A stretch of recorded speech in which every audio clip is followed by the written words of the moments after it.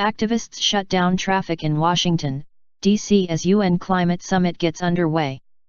Protesters blocked major intersections in Washington, D.C. early Monday morning in a show of protest against climate change ahead of this week's United Nations Climate Summit in New York City.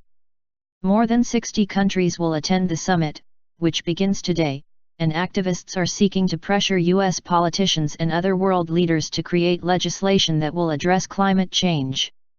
The protest, called Shutdowndc, is loosely associated with the Metro D.C. chapter of the Democratic Socialists of America and Black Lives Matter D.C. According to Reuters, nearly 1,150 people had signed up for the protests on a dedicated website by Sunday night.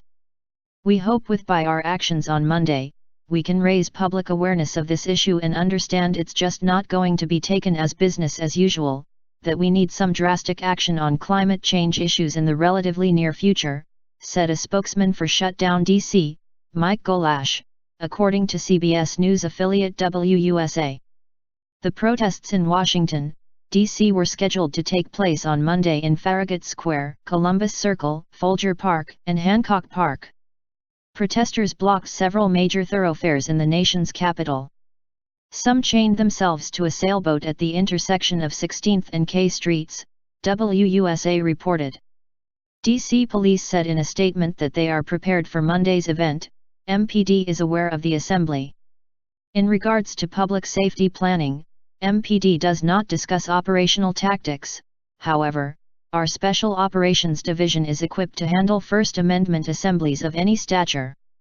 MPD would also like to advise the public to remain vigilant, and if you see something, say something. CBS News' Chris Van Cleve reported there was a noticeably increased police presence by 6 a.m. in downtown D.C.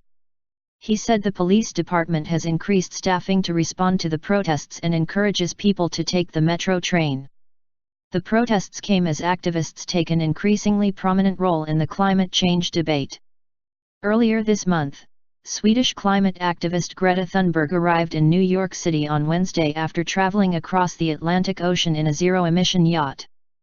Thunberg, 16, used the boat to raise awareness to the greenhouse gases emitted by the use of commercial airplanes.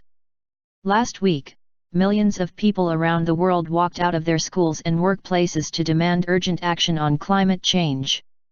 The global climate strikes, which are taking place in more than 150 countries, were scheduled ahead of the opening of the United Nations General Assembly and the Climate Action Summit this week.